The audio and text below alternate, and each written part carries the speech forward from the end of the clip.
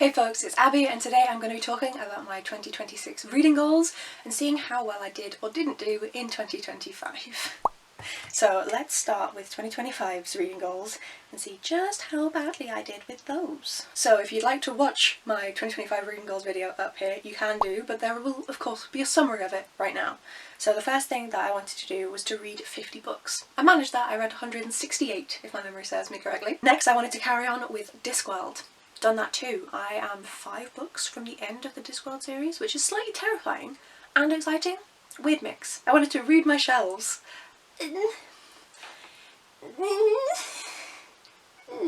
think that I just about, do I have any stats on this? 37% of the books that I read I already owned.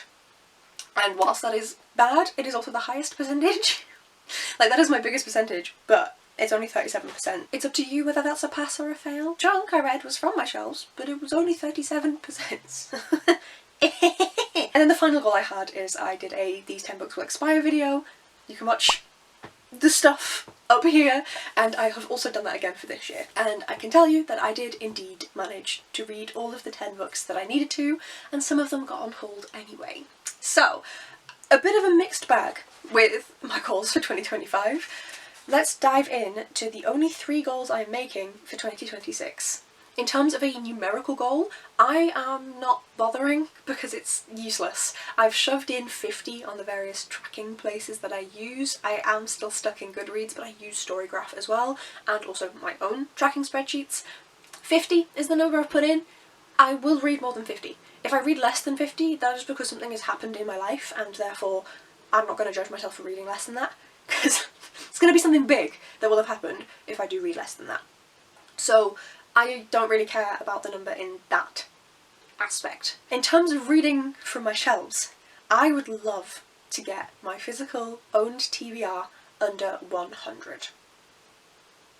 I know. It's currently at 142 books at the start of the 1st of January 2026. It's at 142, so I would need to read 43 books and not acquire any more.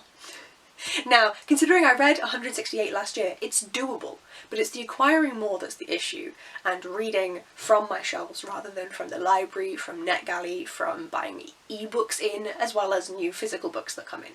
That is the big thing. So, we shall see. It's going to be my aim. We'll see how I manage.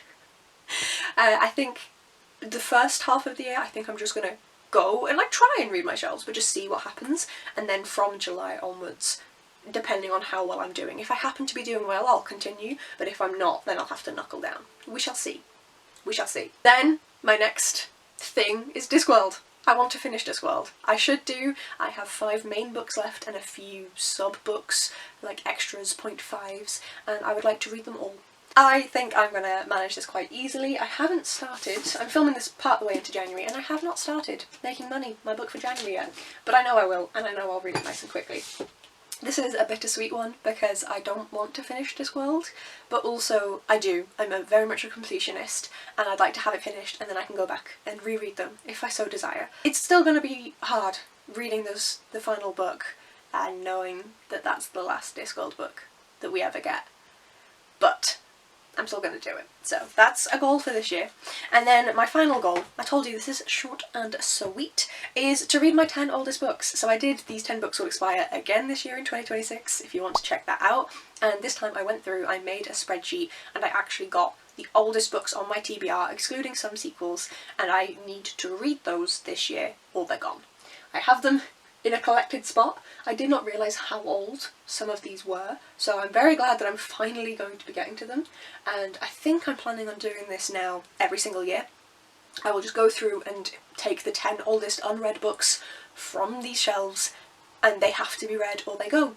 And I think I'll do that until I'm under 3 years out. If I ever get to that point where my oldest books are only 3 years old, I will decide then whether or not I stop, because I feel like that's not... Considering the number of books I currently have, 3 years isn't so bad. But some of these are a concerning number of years old, like 2018.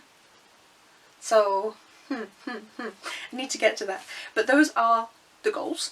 This is a short and sweet video because I'm not planning on setting myself ridiculous goals. I seem to do worse when I set myself more goals than I do if I just chill. I think 2024 is the year I realised that. I was like, I'm not doing goals, and I had the best reading year of my life. I read 200 books on the dot, and that is the most I've ever read since I started tracking it, and probably the most I've ever read in my life. And so I have some goals. I'd like to be realistic that I need to keep this down, but at the same time, let's just keep it chill. Let me know it down in the comments below. Are you making any goals? Do you have a numerical book goal that you want to get to? I totally understand why that works for so many people. That was fantastic for me when I got back into reading after not having read for a year or two. So it can be fantastic, and I would love to hear what you are doing to try and promote your reading in 2026. Thank you so much for watching, folks, and if you'd like to see how I get on with these, then please do hit the subscribe button and see how I managed this year.